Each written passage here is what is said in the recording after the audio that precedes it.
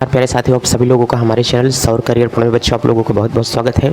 सबसे पहले बच्चों जो इस चैनल पर बच्चे नए हैं, जो सब्सक्राइबर नए जुड़े हुए हैं, उन लोगों को बच्चों बहुत बहुत दिल से आभार, क्योंकि आप लोग बच्चों वीडियो को देखते रहें। सारी चीज़ें आप लोगों की बहुत अच्छे तरीके से कॉन्सेप्ट क्लियर कर दिया जाएगा। बच्चों आप लोग जो सोच करके आए होंगे कि सौर करियर पॉइंट पर जैसे भी आपको जानकारी मिली है इस चैनल के बारे में, उस तरीके से मैं यकीन दिलाता हूँ कि आपको यहाँ से निराश नहीं किया जाएगा। आज का जो हमारे पास में टॉपिक है बच्चों, वो हमारे पास में टॉपिक है कि प्रकाश किरण आरेख क्या होता है। आरेख का मतलब क्या होगा अभी समझ जाओगे, समझना थोड़ी देर के लिए। हमने कहा कि जैसे हमारे पास में प्रकाश की किरणें हैं, जैसे कभी कभी आप लोगों ने टीचर को बनाते हुए देखा है ना कि अगर कभी टीचर ऐसे अवतल दर्पण बना देते हैं, कहते हैं कि बच्चों ये हमारे पास में क्या होता है, अवतल दर्पण है। फिर टीचर ने यहाँ पर एक मुख्य अक्ष खींच दिया है। यदि पिछला वीडियो लेक्चर नहीं देखें तो जाकर के देखें, क्योंकि वहीं से सारी चीज़ें क्या होंगी, क्लियर होंगी। ये खींच देगा, फिर कहेगा कि ये माना एक प्रकाश की किरण आ रही है, ये यहाँ से कट के चली गई, तो ये प्रकाश किरण आरेख यहाँ से खींचा गया, ये किरण आरेख खींच रहा है।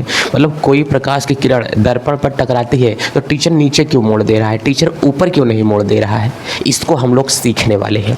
अगर कोई उत्तल दर्पण यहाँ से बना दिया तो टीचर उत्तल दर्पण बनाने के बाद में यहाँ से किरणें गई तो किरणों को ऊपर मोड़ देता है, यहाँ से नीचे क्यों नहीं मुड़ जाती हैं। तो दर्पण पर जब किरणें आती हैं तो टकराने के बाद किस दिशा में जाएंगी, इसको कौन बताएगा, प्रकाश किरण आरेख ये हमको बताता है कि दर्पण पर जब कोई टॉर्च मारेंगे किरण ऊपर जाएगी कि नीचे जाएगी। इस चीज़ को हम कॉपी में कैसे बनाएंगे, इसी को कहते हैं प्रकाश किरण आरेख खींचना। इसमें से आप लोगों को बच्चों 3 नंबर का क्वेश्चन आपके एग्जाम हॉल में देखने को मिलेगा।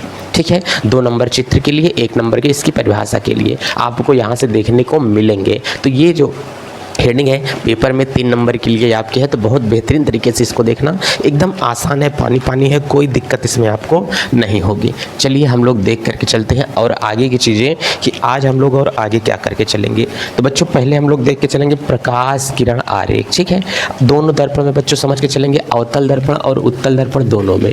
तो बच्चों आज की जो हमारे पास में हेडिंग लग रही है, ये हेडिंग यहाँ से ये है कि प्रकाश किरण आरेख के बारे में बच्चों हम लोग समझ के चलेंगे कि साहब जो प्रकाश किरण आरेख होता है वो हम लोग यहाँ से कैसे समझ के चलेंगे। ठीक है, तो बच्चों चलिए पहले आज हम लोग ये समझते हैं कि साहब प्रकाश किरण आरेख कैसे और बेहतरीन तरीके से समझा जा सकता है। तो बच्चों अगर प्रकाश किरण आरेख समझना है तो इसके लिए नियम नंबर 1 पहले याद करना पड़ेगा। सर क्या नियम नंबर 1 याद करना पड़ेगा? एक है हमारे पास में कि प्रकाश किरण आरेख का बच्चों पहली बात तो हम लोग यहाँ से समझ के चलेंगे कि कितने नियम पढ़ने हैं।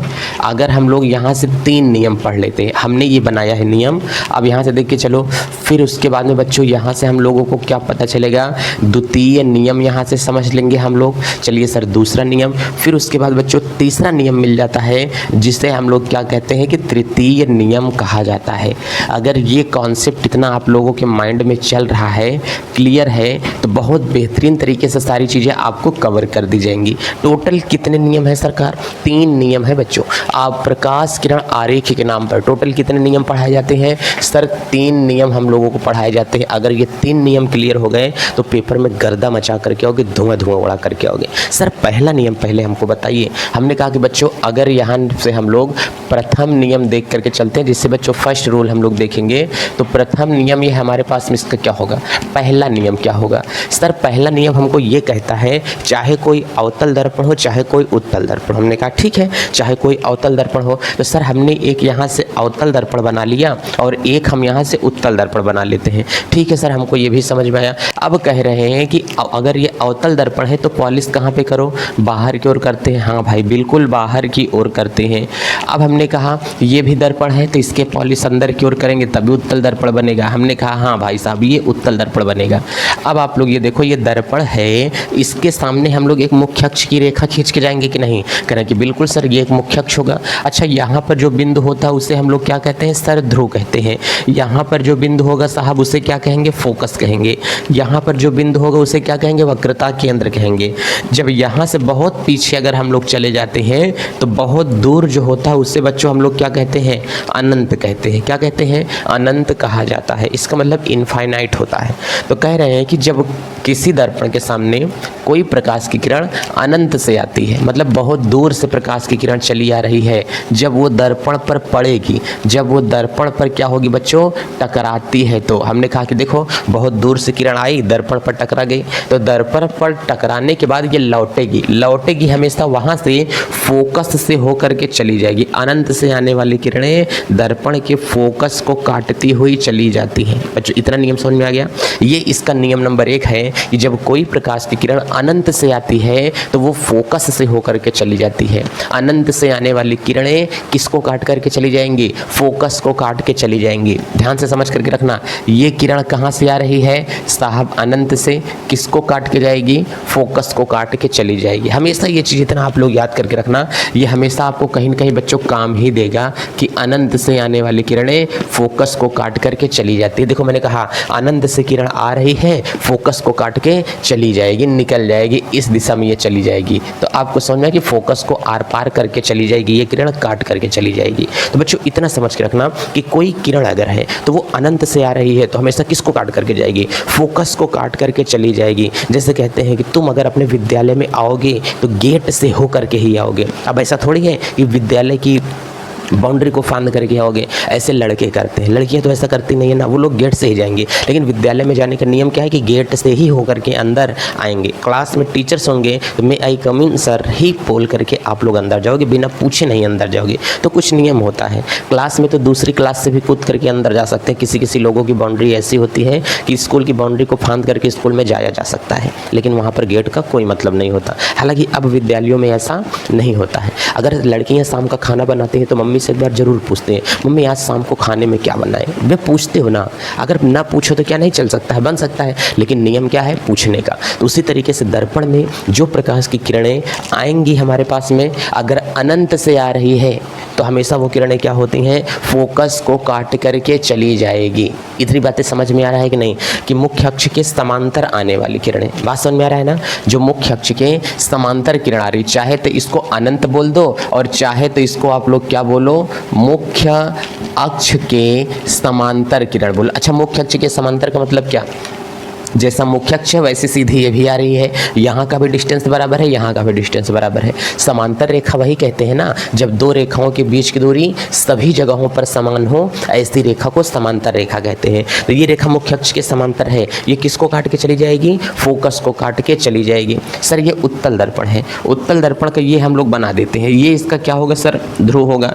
ये इसका क्या होता है? फोकस होता है। उत्तल दर्पण का फोकस पीछे होता है। ये उत्तल दर्पण का हमारे पास में वक्रता केंद्र है। अब कोई किरण मुख्य अक्ष के समांतर आ रही है तो दर्पण के पीछे नहीं जाएगी, ये यहाँ से होकर के परावर्तित हो जाएगी, चली जाएगी। तो इसको पीछे काटती हुई हम लोग प्रतीत कराते हैं कि देखो ऐसा महसूस हो रहा है कि ये किरण पीछे काट के चली जा रही है, मतलब जहाँ से इसको टकराओ वहीं से ये चली जाए। तो उसी के पीछे वाली किरण को थोड़ा सा, आभासी किरण को क्या किया करो? बढ़ा दिया करो, तो पता चल जाएगा कि ये किरण किसको काट रही है? फोकस को काटती हुई प्रतीत हो रही है। तो एक चीज़ हम लोग फंडा याद करेंगे कि मुख्य अक्ष के समांतर जो भी किरण आएगी वो हमेशा किसको काट के चली जाएगी? फोकस को काट के चली जाती है। इतना क्लियर हुआ? ये है मुख्य अक्ष के समांतर की घटना। अगर ये मुख्य अक्ष के समांतर की घटना ऐसी ना होती तो हम लोगों को दूर से कोई वस्तुएं दिखाई ना दे पाती। ये इस घटना का मेन मकसद है। अब देखो दूसरा नियम हम लोग क्या समझ के चलेंगे? दूसरा का नियम बच्चों एकदम बेहद आसान है, उसमें कुछ भी नहीं है। तो दूसरे नियम को पहले हम लोग अच्छे से समझ के चलते हैं कि सर दूसरा नियम हमारे पास में क्या होगा। देखो बच्चों, दूसरा नियम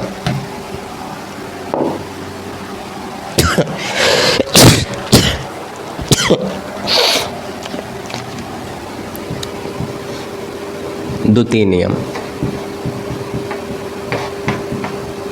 बच्चों द्वितीय नियम अगर हम लोग यहाँ से ये देख करके चलेंगे, सर द्वितीय नियम क्या होगा? द्वितीय नियम हमको ये कह रहा है कि अगर कोई किरण मुख्य अक्ष के समांतर आती है, ये मैंने एक यहाँ से दर्पण बना दिया। अब बताओ, जब ये मैंने यहाँ से दर्पण बनाया, इसको मैंने कह दिया कि ये हमारे पास में क्या होगा? मुख्य अक्ष। सर ये हमारे पास में क्या होगा? ध्रुव। ये क्या होगा? इसका फोकस। ये क्या होगा? वक्रता केंद्र। दूर पे चले आओगे तो क्या हो जाएगा? अनंत हो जाएगा। ये हमको कहे जब कोई किरण मुख्य अक्ष के समांतर गई तो किसको काट के जाएगी? फोकस को। अब मैं कह रहा हूँ अगर मैं किरण को ही अगर मैं फोकस से डालता हूँ तो अपवर्तन के बाद ये मुख्य अक्ष के समांतर हो जाती है। क्या बात कर रहे हैं सर? हमने कहा यही बात कर रहे हैं सर। अगर इस किरण को मैं ऐसा डाल देता हूँ तब देखो ये मुख्य अक्ष के समांतर हो गई है कि नहीं? तो अगर कोई किरण फोकस से ही आएगी तो वो कहाँ पर चली जाएगी? मुख्य अक्ष के समांतर। कोई लड़का अपने घर से विद्यालय आया, ठीक है, घर से निकला कोई लड़का तो कहाँ पर गया? विद्यालय में। अगर वही लड़का विद्यालय से निकलता है तो कहाँ पे जाएगा? सर घर पर ही जाएगा। अरे भले इधर उधर घूमते टहलते हुए चला जाए, लेकिन वही लड़का जो जाएगा वो कहाँ पर जाएगा? सर वो लड़का आपने कहाँ पर चला जाएगा? घर पे ही चला जाएगा। अरे भाई साहब, हमने कहा कि ये मान लिया तुम घर है, और ये हमने कहा कि माना तो ये बच्चों का क्या है? प्यारा सा स्कूल है। तो लड़के यहाँ से निकलते हैं तो सीधा कहाँ पर जाते हैं? घर पर। अब विद्यालय से निकले तो भले टेढ़ा मेढ़ा गोला गाला घूमते हुए जाते हैं, लेकिन वो जाते ही शाम को कहाँ पर है? घर पर जाते हैं। ये जाने का तुम्हारे पास में क्या है? रास्ता है, और ये आने का तुम्हारे पास में रास्ता। देखो इतना गोल गोल घूमते हुए लड़के जाते हैं, ये लड़की बेचारी यही रास्ते पर जाती हैं सीधा घर पे जाएंगे, सीधा घर पे आएंगे। लेकिन लड़के का देखो आने का टाइम क्या है, कितना घूम फिरा करके आ रहा है, लेकिन गया कहाँ पर? घर से। अगर वो गया स्कूल तो स्कूल से कहाँ पर आएगा? घर। एक ही ऑप्शन है। तो हमने उसी प्रकार कहा ना, अगर अनंत से आने वाली किरणें मुख्य अक्ष के समांतर जो कि है, मुख्य अक्ष के समांतर किरणें अगर फोकस को काट के जाएंगी तो फोकस से ही मैं किरण डाल देता हूँ तो वो कहाँ पर चली जाएगी? मुख्य अक्ष के समांतर चली जाती है। कहाँ पर चली जाती है? वो मुख्य अक्ष के समांतर चली जाती है। चलिए सर, इतना तो हमको समझ में आ गया। तो दूसरा नियम भी हम लोगों ने पढ़ लिया है कि अगर कोई प्रकाश की किरण मुख्य अक्ष के समान फोकस से होकर के आती है तो परावर्तन के बाद वो कहाँ से चली जाती है? सर मुख्य अक्ष के समांतर हो जाती है। चलिए, एक तो हमारे पास में ये भी क्लियर हुआ। अब बच्चों दूसरा समझो इसमें अच्छे से कि सर दूसरा इसमें क्या कह रहा है।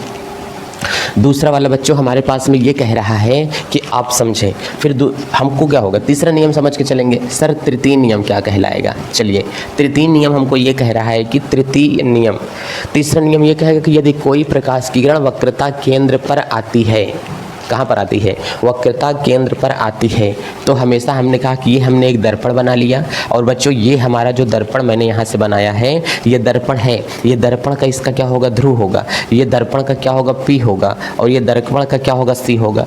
तो बच्चों हमको यहाँ से ये कह रहे हैं कि अगर कोई प्रकाश की किरण C पर आती है तो टकराने के बाद C पर ही वापस लौट जाएगी। कहाँ पर चली जाएगी? टकराने के बाद C पर ही वापस वो लौट आती है। जैसे किसी की आँख में टॉर्च मारोगे तो वही जाएगी, टकरा करके सीधा तुम्हारे पास भी लौट आएगी। ऐसा क्यों होता है कि ये किरण C पर गई, टकरा करके वापस लौट आई? क्योंकि यहाँ पर जो बनने वाला कोण होता है बच्चों वो हमारे पास में समकोण बनता है। 90 डिग्री का यहाँ पर कोण बनता है। तो 90 डिग्री का कोण जहाँ पर बनेगा वो दर्पण ऐसा काम किसका करने लगता है? देखो ऐसा होगा। इसी तरीके से यहाँ पर भी इसको मैं काट दूंगा तो निकालूंगा तो इस तरीके से यहाँ पर माहौल बन रहा है। तो किरण जिधर से आई थी उधर ही टकरा करके क्या हुई है? चली गई है। यहाँ पर जो एंगल बन रहा है वो 90 डिग्री का कोण बन रहा है। 90 डिग्री का कोण बनने के कारण किरण उसी मार्ग पर वापस क्या होती है? लौट करके चली जाती है। तो एक नियम तो हमारे पास में ये हो जाता है कि वक्रता केंद्र पर आने वाली किरणें जो होती है वो समकोण बना करके चली जाती हैं। इतनी बात समझ में आई? एक बात और देखना, अब अगर मैंने यहाँ से ध्रुव बना दिया, ध्यान से देखो, ये मैंने अवतल दर्पण बनाया, ये मैंने बना दिया, फिर मैंने ये कहा कि ये इसका क्या होगा? ध्रुव होता है P, और ये इसका क्या होगा? F, और ये इसका क्या होगा? C। जब कोई किरण अगर ध्रुव पर आती है तो वो समकोण बनाते हुए चली जाती है। तो ध्रुव पर आने वाली किरणें 90 डिग्री का कोण बनाते हुए चली जाती हैं, समकोण पे चली जाती हैं। ये बात अपने दिमाग में रखना लल्ला, बहुत जरूरी ये बात है। एक बात इसी में और आती है, जब कोई हमारे पास में अगर अवतल दर्पण यहाँ से हम लोग बना देते हैं तो कोई प्रकाश की किरण अगर मुख्य अक्ष पर आती है तो टकरा करके उसी मार्ग पर सीधा लौट आती है, लेकिन हमको समझ में नहीं आता है, हमको दिखाई नहीं देता है। मुख्य अक्ष के समांतर और मुख्य अक्ष पर, एक ही मतलब मुख्य अक्ष के ऊपर से आ रही है तो कितने डिग्री पर चली जाएगी? 0 डिग्री पर लौट जाती है, उसी मार्ग पर पुनः अपने चली जाती है, कोई एंगल या कोई कोण नहीं बनाती है। इतना समझ में आया है? ये है हमारे पास में तीसरा नियम। तीसरे नियम में इतने नियम यदि समझ डाला तो एकदम से अच्छा कर डाला। चलिए हम तीनों नियम को एक बार फिर से रिवीजन दे देते हैं ताकि ये तीनों नियम आपको बेहतरीन तरीके से समझ में आ जाएं। बच्चों आपकी सभी क्लासें चल रही हैं, लगातार वीडियो आप कमेंट किया करो कि सर आपके स्कूल में कौन सा टॉपिक चल रहा है, हम लोग और क्या चीज़ें नहीं कर सकें, सर और इस तरीके से पढ़ाइए कि ये चीज़ें हो सकें। आप लोग कमेंट कर किया करो, तब आप लोगों को समझ में आए कि हाँ क्या चल रहा है क्या नहीं चल रहा है। वीडियो को सब्सक्राइब कर लेने भर से आप लोग सोचो कि आपका लेक्चर कंप्लीट हो जाएगा, आपको मैं कुछ सिखा पाऊँगा तो नहीं सिखा पाऊँगा। इससे अच्छा आप लोग अनसब्सक्राइब ही कर दो, तभी ज़्यादा बेस्ट है। क्योंकि बाबू अगर कंप्लीट करो तो पढ़ो ना यार। मैं तो केवल इसलिए मैं सब्सक्राइबर के लिए मर ही नहीं रहा हूँ, मैं केवल इसलिए कह रहा हूँ कि आप लोग वीडियो को देखो। मैं जो कंटेंट दे रहा हूँ वो कंटेंट ज़्यादा से ज़्यादा उस बच्चे के पास पहुँच सके जिस बच्चे को फिजिक्स नहीं आती है, केमिस्ट्री से जिस बच्चे को डर लगता है, वो सेशन में लेकर के यहाँ पर चल रहा हूँ। तो कम से कम ये आप लोगों की जिम्मेदारी है यार, वीडियो को देखो तब तो मैं समझा पाऊँगा ना। जब आप वीडियो ही नहीं देखोगे, सब्सक्राइब करके रख लोगे, तो मैं कहाँ से आपको समझा पाऊँगा? नहीं समझा पाऊँगा, बिल्कुल नहीं। इससे अच्छा अनसब्सक्राइब कर दो, तो वो आपके लिए ज़्यादा बेस्ट रहेगा बाबू। क्योंकि पढ़ो, देखो मेरा उद्देश्य बस ये है कि आप लोग पढ़ो। आपके विद्यालय से बेस्ट कंटेंट मैं आपको दूंगा। अभी तो फिजिक्स चल रहा है, इसके बाद में बाबू केमिस्ट्री चलेगी, सारी चीज़ें बेहतरीन से चलेंगी, वो ज़्यादा आपकी समझ में आएगा। एक बार मेरे साथ फिर से डट लो, देखो सारी चीज़ें रवा हो जाएंगी। देखो एक नंबर तो यहाँ पर बाबू हमने पहला मैंने उठाया, मैंने बनाया था कि सर ये हमारे पास में क्या होगा, अवतल दर्पण होगा। ऐसा दर्पण जिसके उभरे हुए तल पर पॉलिश कर दी जाती है उसे क्या कहते हैं, अवतल दर्पण कहते हैं। ये बाबू इसका क्या होगा, हम लोग देखते हैं, कह रहे हैं कि सर ये इसका क्या होगा, P होगा, ये इसका क्या होगा सर, F होगा, ये इसका क्या होगा, C होगा, और आगे जाएंगे तो सर अनंत होगा।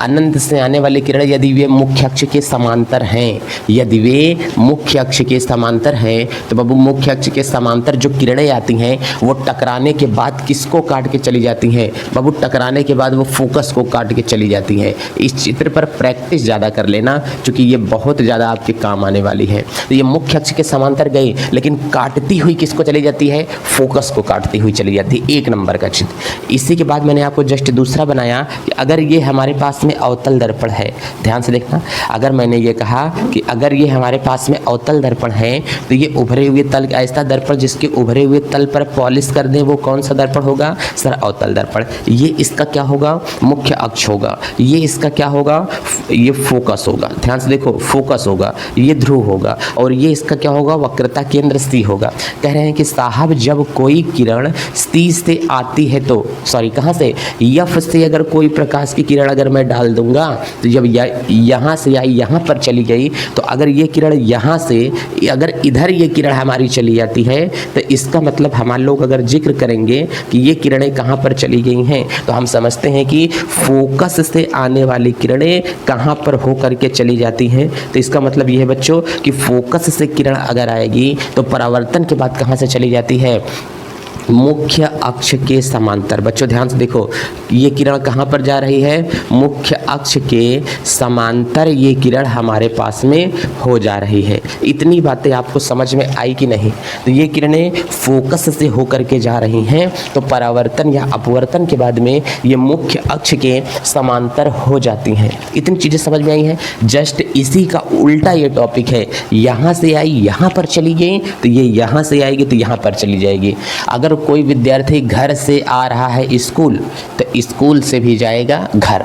मुख्य अक्ष के समांतर आने वाली किरणें फोकस को काटेंगी तो फोकस से आने वाली किरणें मुख्य अक्ष के समांतर हो जाएंगी। ये इसका इतना गेम है। बाकी इसके बाद में इसका कोई कहानी नहीं है, कोई शोर शराबा इसमें नहीं है बच्चों। इसको इतना ध्यान में दे करके चलें।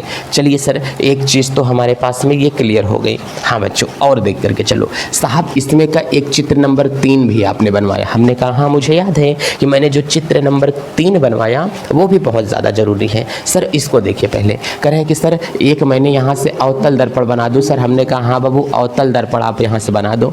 ये बाबू मैंने बना दिया अवतल दर्पण। ऐसा दर्पण जिसके उभरे हुए तल पर हम लोग पॉलिश कर देते हैं उस दर्पण को कैसा दर्पण कहते हैं साहब? उस दर्पण को हम लोग अवतल दर्पण कहते हैं। ये सर मैंने बना दिया कि जो दर्पण होगा वो अवतल दर्पण होता है। ठीक है सर, अवतल दर्पण होगा। हमने कहा कि साहब ये इसका क्या होगा, मुख्य अक्ष होगा। Very good. दर्पण के ध्रुव को काट कर जाने वाली रेखा को मुख्य अक्ष कहा जाता है। ठीक है, और लेकिन वक्रता केंद्र भी इसमें जोड़ लेना। ये साहब इसका क्या होगा, फोकस होगा। Very good. ये साहब जो है इसका क्या होगा, वक्रता केंद्र होगा, जिसे क्या कहते हैं, C कहते हैं। साहब अगर कोई प्रकाश की किरण अगर C पर आती है तो उसी मार्ग पर पुनः लौट जाती है। वक्रता केंद्र से होकर आने वाली किरणें दर्पण से टकराने के बाद उसी मार्ग पर पुनः लौट जाती हैं। मेरी परिभाषा को ध्यान में देना, ये परिभाषा बहुत ज़्यादा जरूरी है आप लोगों के लिए। ध्यान में देना बच्चों कि वक्रता केंद्र से आने वाली किरणें दर्पण से टकराने के बाद उसी मार्ग पर पुनः लौट जाती हैं। क्यों लौट जाती हैं? ऐसा क्यों रीजन बना कि इन किरणों को लौटना पड़ा? इन किरणों को लौटना इसलिए पड़ा क्योंकि ये किरणें दर्पण पर जहाँ पर जाती हैं वहाँ पर समकोण बनाती हैं, 90 डिग्री का कोण बनाती हैं। और 90 डिग्री का कोण इस तरीके से बनता है। ये हमारे पास में देखो यहाँ पर ये दर्पण बन रहा है, ये किरण आ रही है, टकरा के चली गई। अब टकरा के चली गई तो यहाँ पर देखो समकोण जैसा बन रहा है कि नहीं माहौल। ये देखो इधर भी समकोण जैसा माहौल बन रहा है कि नहीं, यही चीज़ तो है। इसलिए किरणें सीधा उसी मार्ग पर चली जाती हैं। हमने कहा ठीक है, सीधा उसी मार्ग पर चली जाएंगी। ठीक है, ध्यान से देखो, दर्पण और किरण के बीच में तो 90 डिग्री का कोण है, लेकिन रेखाओं के बीच में 0 डिग्री का कोण है। ठीक है, तो यहाँ से समकोण तो बनेगा, लेकिन अगर हमने कहा रेखाओं के बीच का कोण हम लोग देख के चलेंगे, रेखाओं के बीच जो कोण बन रहा है तो वो 0 डिग्री का कोण बन रहा है। बहुत इंपॉर्टेंट है ये चीज़ें, इसे आप लोग याद करके चलना माय डियर, ये बहुत इंपॉर्टेंट है आपके लिए। ठीक है, ये मैं दे रहा हूँ, ये नियम याद करके रखना, बहुत ज़्यादा कॉम्पिटिटिव एग्जाम में आपके लिए काम आएगा बच्चे। चलिए सर, ये चीज़ हो गया, और समझो आगे। फिर मैंने यहीं से बताया कि सर एक नियम और यहाँ से याद रखना, यदि कोई किरण ध्रुव पर आती है तो हमने ये ऐसे अवतल दर्पण बना दिया बच्चों। फिर हमने ये कह दिया कि चलो अवतल दर्पण जिसके उभरे हुए भाग पर पॉलिश करें उससे अवतल दर्पण। दर्पण के बीचों बीच बिंदु को दर्पण का ध्रुव कहते हैं। और ये इसका क्या होगा बच्चों, यहाँ से F होगा, फिर यहाँ से क्या होगा, C होगा। मैं थोड़ा ऊपर नीचे लिख रहा हूँ क्योंकि बोर्ड नीचे है तो मुझे ऊपर ही समझ में आ रहा है। अब बताओ, यदि कोई किरण ध्रुव पर जाती है तो समकोण पर परावर्तित होती है। ध्रुव पर पड़ने वाली किरणें 90 डिग्री के कोण बनाती हैं। इस किरण को यहाँ पर मत देखो, देखो इसको मुख्य अक्ष को मैंने हटा दिया। अब देखो यहाँ पर समकोण बन रहा है कि नहीं, ये यहाँ पर आपको इस तरीके से दिख रहा है। ये देखो यहाँ पर आपको इस तरीके से दिख रहा है। इसी को ऐसे मैं उठा दूंगा, इसी को मैं निकाल दूंगा यहाँ पर, तो देखो ये समकोण बन रहा है कि नहीं। अरे भाई, एक किरण ये वाली ये है और ये वाली ये चली गई, तो यहाँ पर कौन सा कोण बन रहा है, समकोण इसके ऊपर बन रहा है। 90 डिग्री का कोण आपको यहाँ पर बनता हुआ महसूस होगा। तो ये किरणें समकोण बना रही हैं। इतनी बातें समझ में आ रही हैं। अगर और चीज़ें हम लोग लेकर के चलेंगे, एक छोटू सा टॉपिक अभी फंस रहा है, उसे देख लो। अब हमने कहा कि बच्चा ये समतल दर्पण को मैंने यहाँ से बनाया, सर ये देखिए अवतल दर्पण है। ठीक है, अब बच्चों जो ये हमारे पास में अवतल दर्पण हमको यहाँ से दिखाई दे रहा है और ये हमारे पास में किरणें चली गई। हमने कहा अगर मैं किरण मुख्य अक्ष पर ही डालूं तो ध्रुव पर टकराने के बाद इसी मार्ग पर पुनः किरण लौट जाती है। मैंने टेढ़ा जिगजैग करके किरण क्यों बताया, टेढ़ी मेढ़ी किरण इसलिए बनाया ताकि आपको समझ में आए कि प्रकाश की किरण आ रही है। तो ये किरणें कई डिग्री पर चली जाती हैं, 0 डिग्री पर परावर्तित हो जाती हैं, 0 डिग्री पर लौट जाती हैं। ये वाली जो होती हैं प्रकाश की किरणें, इस प्रकाश किरण आरेख इतना ही है, इससे ज़्यादा नहीं है। अब जो जैसे आगे आएगा नेक्स्ट वीडियो लेक्चर में हम लोग ये समझेंगे कि किसी भी दर्पण में के सामने जो बनने वाले प्रतिबिंब होते हैं उन प्रतिबिंब को कैसे हैंडल किया जाए। ठीक है, अब दर्पण पर पड़ने वाले जो प्रतिबिंब हैं उनको हम लोग अच्छे से समझ के देख के चलेंगे। तब तक के लिए चलते हैं। जय भारत। अपना ख्याल रखें, मस्त रहें, स्वस्थ रहें, महिलाओं का सम्मान करें, छोटों को प्यार दें, बड़ों का आदर करें, अपना व्यक्तित्व इस प्रकार से बनाएं कि भारत के एक अच्छे नागरिक का निर्माण हो सके। जो सम्मान करने के लायक है उन्हीं का सम्मान करें। चलते हैं। अगेन, जय भारत।